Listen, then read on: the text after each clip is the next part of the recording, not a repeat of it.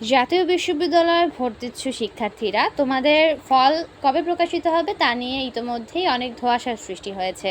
তো সেই বিষয়ে আজকে নতুন আপডেট, জাতীয় বিশ্ববিদ্যালয়ের ভর্তি ফল প্রকাশের সময় জানালেন উপাচার্য। এ বিষয়টি হয়তো সবারই এখন অবগত রয়েছে, যেহেতু অনেক দিন ধরেই আমাদের ফল প্রকাশ নিয়ে ধোঁয়াশা সৃষ্টি হচ্ছে। তো এই বিষয়টি আজকে ক্লিয়ার করব। এখানে বলা হয়েছে, জাতীয় বিশ্ববিদ্যালয়ে ভর্তি পরীক্ষার ফলাফল চলতি সপ্তাহের যে কোনো দিন প্রকাশ করা হবে বলে জানিয়েছেন বিশ্ববিদ্যালয়ের উপাচার্য অধ্যাপক এএসএম আমানুল্লাহ।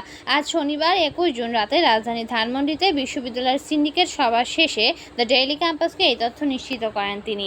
এ সময় উপাচার্য বলেন, গত 31 মে শনিবার বেলা 11টা থেকে দুপুর 12টা পর্যন্ত দেশের 64 জেলা শহরে 779টি কেন্দ্রে এ পরীক্ষা অনুষ্ঠিত হয়েছে।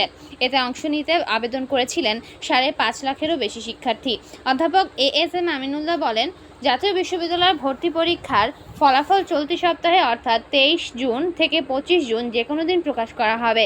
আমাদের রেজাল্ট প্রস্তুত রয়েছে, এখন শুধু চেক করা হচ্ছে।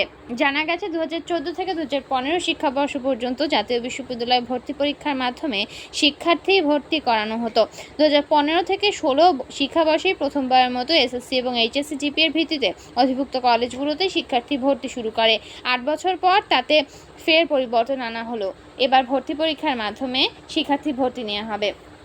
এখানে পরীক্ষায় 5 নম্বর, মানে পরীক্ষা সম্পর্কে জানানো হয়েছে যে 5 নম্বর কত, হ্যাঁ এইসব কিছু।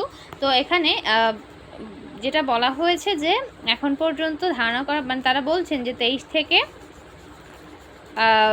একটা ডেট দিয়েছেন, ঠিক আছে, 23 থেকে 25 জুন, সেই ডেটের মধ্যে কিন্তু তোমাদের রেজাল্ট প্রকাশিত হবে। তো আজকে হচ্ছে ইতোমধ্যে 23 তারিখ।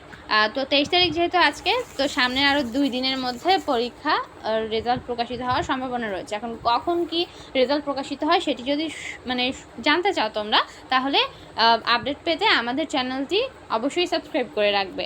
ধন্যবাদ।